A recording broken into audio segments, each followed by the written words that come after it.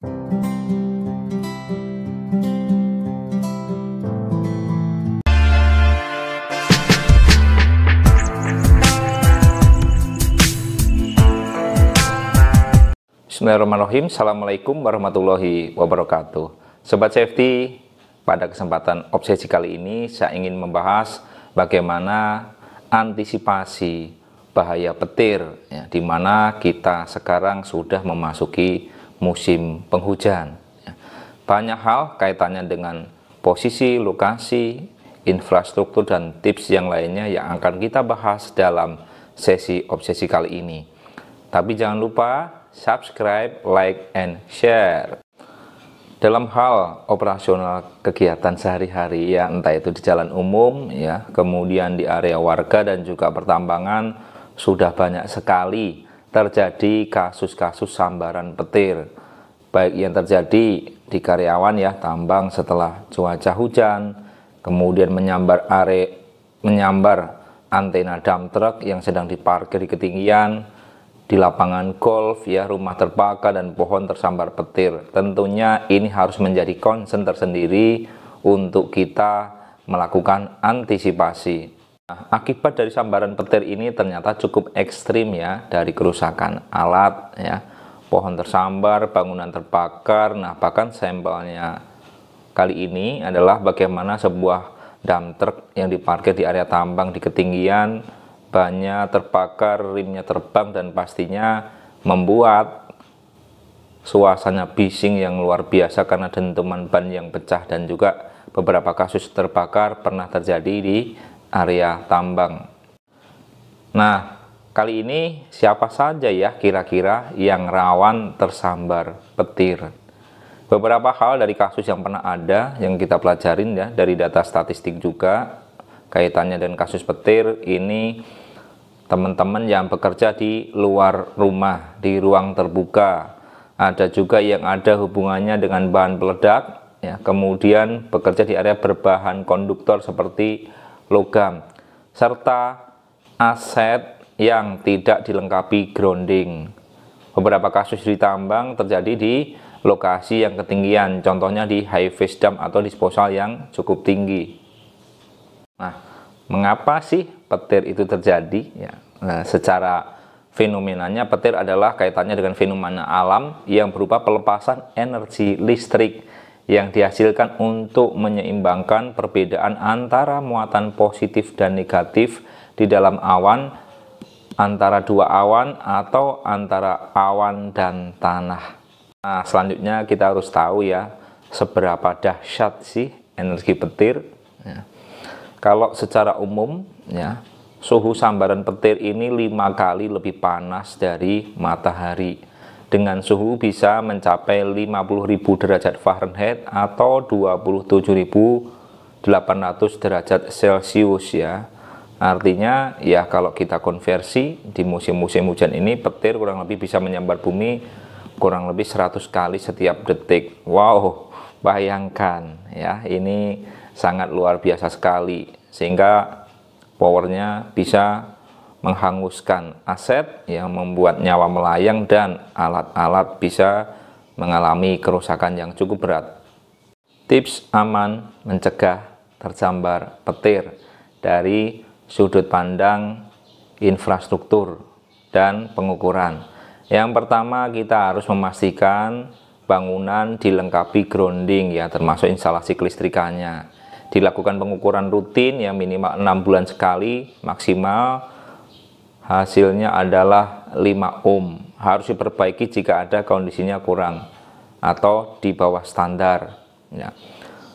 Bisa kurang 6 bulan sekali, tapi dengan catatan kalau ada petir-petir yang menyambar-nyambar, tentunya alat ukur ini masa berlaku kalibrasinya dan masih aktif, serta dilakukan oleh tenaga kelistrikan yang berkompeten. Nah, tips berikutnya, kita harus menghindari ya lokasi di mana petir ini bisa menyambar. Beberapa lokasi yang kritis antara lain ya, lokasi gerimis atau hujan. Ini pertanda badai ya, meskipun belum terdengar adanya guntur ya. Kemudian adanya awan pertanda badai, yaitu atau secara umum dikenal dengan awan cumulonimbus. Atau jika kita melihat kilat ya atau mendengar guntur yang menyambar, bisa jadi itu kita berada dalam radius sambaran petir. Nah, yang terakhir kaitannya dengan lokasi, gelombang statik pada radio FM yang dapat terdengar jelas seperti suara berderak dapat menjadi penanda adanya aktivitas petir di lokasi sekitar kita berada. Bagaimana sih caranya ya kalau kita menghindari sambaran petir di dalam rumah? Satu, jangan menggunakan pesawat telepon ya saat cuaca menyambar-nyambar, termasuk mengecas sambil bermain handphone. Banyak kasus terjadi hal ini yang menyebabkan cedera ringan sampai cedera serius ya, bahkan ada yang meninggal. Yang kedua, jangan menyentuh jalur pembumian ya atau pipa baja ataupun rangka baja. Ini sangat ngeri sekali ya. Yang ketiga, jauhi jendela dan pintu selama badai atau petir menyambar-nyambar, karena disitulah tempat yang paling memungkinkan terpapar petir. Matikan peralatan elektronik, cabut dari stop kontaknya jika sudah gejala-gejala petir menyambar-nyambar ya atau cuaca yang tidak bersahabat. Banyak kasus ya, TV-nya jebol, mesin plotter, bahkan peralatan elektronik juga bisa menjadi sasaran. Tips berikutnya, bagaimana menghindari sambaran petir saat kita berada di kendaraan. Satu, tutuplah kaca jendelanya. Yang kedua, jangan menyentuh bagian logam, termasuk roda, kemudi, dan radio komunikasi yang terhubung dengan antena luar. Jika petir menyambar kendaraan, muatan listrik ini akan turun melalui rangka kendaraan dan ban. Inilah beberapa kasus terjadi pada peralatan kendaraan bergerak, menyebabkan bannya pecah dan terbakar, bahkan rimnya melenting, tetapi tidak terjadi cedera pada manusia. Tentunya dentuman ban meletus ini yang bisa menyebabkan pengemudinya trauma karena ledakan ini. Jauhi air dan pagar besi atau struktur yang terbuat dari logam, karena benda ini merupakan konduktor yang sangat baik dan dapat menyebabkan Anda tersambar petir. Hentikan aktivitas dan carilah tempat berlindung yang aman. Namun demikian, hindari juga ya tempat yang tinggi di daerah terbuka yang luas ya. Contohnya kalau ditambang di area disposal ya. Kemudian di area jangship yang bisa jadi disetting di lokasi tempat yang tinggi. Berikut ini beberapa praktis ya ditambang yang harus dihindari saat terjadi cuaca hujan atau potensi bahaya petir muncul tiba-tiba di lokasi kita. Yang pertama, jangan menggunakan handphone di ruang terbuka. Yang kedua, jangan menggunakan handy talkie atau HT atau radio komunikasi ya, di mana antenanya koyak. Yang ketiga, jangan menambah instalasi antena di luar alat berat ya, dengan tambahan kabel yang tidak clear oleh instalatornya, karena ini dapat mengundang bahaya tersambar petir. Kemudian yang keempat, jangan memarkir peralatan di lokasi yang tinggi. Yang kelima, untuk dump truck, jangan menaikkan vesel dump truknya atau didam ya pada saat parkir. Jika mendung ya hentikan pekerjaan. Kemudian untuk peralatan tambang, kita juga harus melengkapi ya fasilitasnya dengan grounding ya. Karena apa? Kalau kita tidak fasilitasi dengan grounding ya, nanti bisa timbul ya gangguan yang ada dalam operasional kita. Tentunya ini sangat berisiko sekali.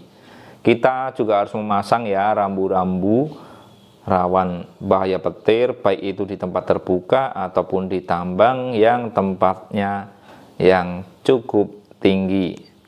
Lakukan identifikasi bahaya, lokasi-lokasi mana yang tersambar petir. Kemudian lakukan instalasi penangkal petir di tempat tersebut, contohnya di pondok pengawas di area Hafiz Dam. Yang kedua, di jangship ya atau tempat-tempat berkumpulnya teman-teman di sana. Kemudian kita harus memastikan segenap aspek tersebut melalui persiapan yang memadai, ya, identifikasi penangkal petir, bagaimana pengukuran rutin, dan juga memberikan awareness atau pemahaman terhadap rekan-rekan baik yang bekerja di lokasi tambang, di manufaktur, termasuk juga masyarakat. Ya, ini perlu kita edukasi agar mendapatkan pemahaman yang baik untuk antisipasi tersambar bahaya petir. Semoga message ini dapat memberikan wacana dan wawasan untuk kita lebih antisipasi terhadap bahaya sambaran petir. Keep safety, walk safely. Assalamualaikum warahmatullahi wabarakatuh.